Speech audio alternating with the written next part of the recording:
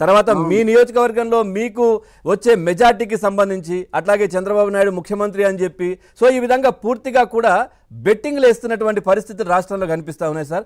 మొదట ఈ అంశానికి సంబంధించి ఏం చెప్తారు? ఖచ్చితంగా రాష్ట్రానికి మంచి రోజులు రాబోతున్నాయి. చంద్రబాబు నాయుడు గారు మంచి మెజారిటీతో ముఖ్యమంత్రి కాబోతున్నారు. ఇందులో ఎటువంటి సందేహం అవసరం లేదు. అది ముందు ఫస్ట్ ఆఫ్ ఆల్ ఖచ్చితంగా చెప్తున్నా.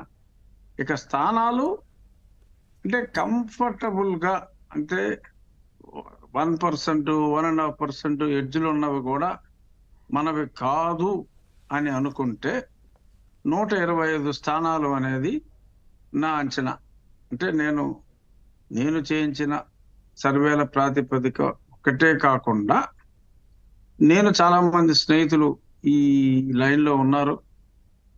సో ఆల్ ఇండియా లెవెల్లో కూడా బాగా ప్రఖ్యాతిగాంచిన సంస్థలు, ఢిల్లీ బేస్డ్ సంస్థలు ఇక్కడ కొంతమందికి వర్క్ చేయడం జరిగింది. వాళ్ళతో కూడా మాట్లాడా.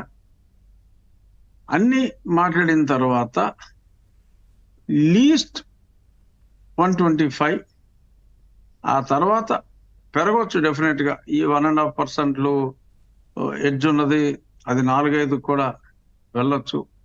సో కాబట్టి యువజన శ్రామిక రైతు కాంగ్రెస్ పార్టీకి మేబీ 25 నుంచి 45 మధ్యన మాక్సిమం వాళ్ళకి 25 రావచ్చు, మాక్సిమం 45 వెళ్తే వెళ్ళొచ్చు. అది 25లోనే ఆగిపోతే మనం 155కి వెళ్తాం. కూటమి తెలుగుదేశం పార్టీకి ఎలోన్